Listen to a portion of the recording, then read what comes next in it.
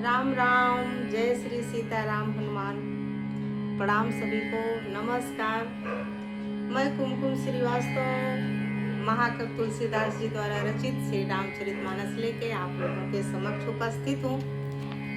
पिछले भाग में हमने श्रवण किया, तुलसीदास जी ने लिखा है कि ये कथा मानसरोवर रूपी कथा के जो 3 प्रकार के श्रोता हैं वो इस किनारों पर, इस मानसरोवर के किनारे पर बसे हुए गांव और पूर्वे हैं। और उमा महेश की जो बराती बने हुए असंख्य जीव जंतु जलचर बहुत प्रकार के जो बराती थे, वो सब समझिए इस मानसरोवर के जीव जंतु हैं। अब आगे की कथा सुनते हैं, आगे का प्रसंग। आप लोग अपना आशीर्वाद और प्यार बनाए रहिएगा। कमेंट बॉक्स में कुछ सुझाव जरूर दीजिएगा। कथा तो भगवान की प्रेममयी भावमयी है ही है। चैनल को सब्सक्राइब कर लीजिएगा ताकि आगे आगे का प्रसंग आप लोगों तक पहुंचता रहे। आइए आगे कथा की ओर चलते हैं। बाल चरित चहु बंधु जय, बनज विपुल बहुरंग, नृपरानी परिजन सुकृत, मधुकर बारी विहंग। बाबा कहते हैं चारों भाइयों के जो बाल चरित हैं वे ही इसमें खिले हुए रंग बिरंगे बहुत से कमल हैं। महाराज श्री दशरथ जी तथा उनकी रानियां और कुटुंबियों के सत्कर्म ही भ्रमर और जल पक्षी हैं। कितने अच्छे से सजीव उपमा देके इन्होंने उदाहरण प्रस्तुत किया है। चारों भाइयों के मानसरोवर का कमल पुष्प के समान वर्णन दिया, उपमा दिया बाबा ने। अब उसके बाद दशरथ जी और उनकी रानी के सत्कर्मों को भ्रमर और जल पक्षी बताया। सिय स्वयंवर कथा सुहाई, सरित सुहावनी सोच बिछाई, नदी नाव पटु प्रश्न अनेका, केवट कुशल उतर सविवेका। श्री सीता जी के स्वयंवर की जो सुंदर कथा है वही इस नदी में सुहावनी छवि छा रही है। माँ सीता के स्वयंवर का जो वर्णन है इस कथा में, कहते हैं इस कथा रूपी मानसरोवर की सुहावनी छवि है। अनेकों सुंदर विचारपूर्ण प्रश्न ही इस नदी की नावें हैं। इस कथा को श्रवण करने पे हमारे अंदर कई तरह के प्रश्न उठते हैं। वही प्रश्न इस मानसरोवर की नौका है और उनके विवेक युक्त उत्तर ही चतुर केवट हैं। जो प्रश्न उठते हैं उसके जो अच्छे उत्तर हैं वही इस मानसरोवर के केवट हैं। सुनी अनुकथन परस पर होई, पथिक समाज सोह सरि सोई, घोर धार भृगुनाथ रिसानी, घाट सुबुध राम बरबानी। कहते हैं इस कथा को सुनकर पीछे जो आपस में चर्चा होती है वही इस नदी के सहारे सहारे चलने वाले यात्रियों का समाज शोभा पा रहा है। कोई भी कथा हम लोग सुनते हैं, कोई देखते हैं तो बाद में उसके बारे में चर्चा जरूर करते हैं, विचार भी करते हैं। तो वही आपस में जो चर्चा होती है बाबा कहते हैं समाज यात्रियों की वही सुंदरता है। परशुराम जी का क्रोध इस नदी की भयानक धारा है। सीता स्वयंवर के समय परशुराम जी क्रोधित हो जाते हैं धनुष के भंग होने पे। कहते हैं इस नदी की भयानक धारा परशुराम जी का क्रोध है। श्री राम जी के श्रेष्ठ वचन ही सुंदर बंधे हुए घाट हैं।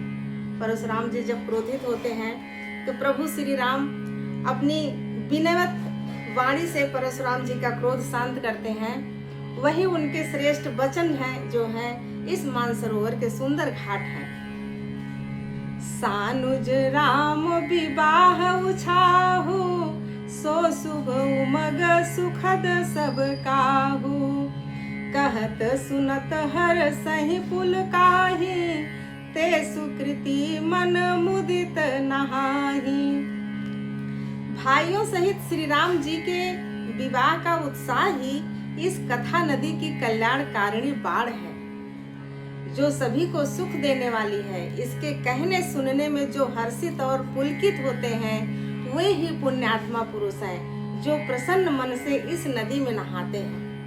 कितना सुंदर भाव रचा है बाबा तुलसीदास ने। कहते हैं इस कथा, कभी कभी नदी में बाढ़ आ जाती है तो वो बाढ़ जहाँ तक पहुँचती है वो कल्याणकारिणी होती है, कल्याणकारी ही होती है, वो नुकसानदायक नहीं होती है। पवित्र नदियों का बाढ़ का पानी अगर हमारे घर तक पहुँचता है तो वो सभी सुख को सुख देने वाली होती है। इसके कहने सुनने में जो हर्षित और पुलकित होते हैं वही पुण्यात्मा पुरुष है। इस कथा को सुनने से और कहने से जो अंदर से भाव विभोर हो जाते हैं, जिनका मन पुलकायमान हो जाता है, वे इस नदी में नहाते हैं, वही इस नदी में प्रसन्न मन से गोता लगाते हैं। राम तिलक हित मंगल साजा, परब जोग जनु जुरे समाजा। काई कुमति के कई केरी, परी जा सुफल विपति घनेरी। श्री रामचंद्र जी के राज तिलक के लिए जो मंगल साज सजाया गया, वो मानो पर्व के समय इस नदी पर यात्रियों के समूह इकट्ठे हो गए हैं। किसी पर्व पे नदी में स्नान करने के लिए बहुत से भक्त इकट्ठे हो जाते हैं, उसी तरह कह रहे हैं कि जैसे रात तिलक के लिए सजाया गया मंगल साज था, वो समझिए यात्रियों के समूह इस नदी के पास इकट्ठे हो गए हैं। और कैकेयी की कुबुद्धि इस नदी में काई की तरह जम गई है, जिसके फलस्वरूप बड़ी भारी विपत्ति आ पड़ी। प्राकृतिक सौंदर्यता का जितना भी वर्णन है, बाबा तुलसीदास कहीं भी चूके नहीं है, कहीं भी उनसे छूटा नहीं है एक भी वर्णन। समन अपित उत्पात सब भरत चरित जप जाग, कलियग खलयो गुण कथन जे जल मल पग काग।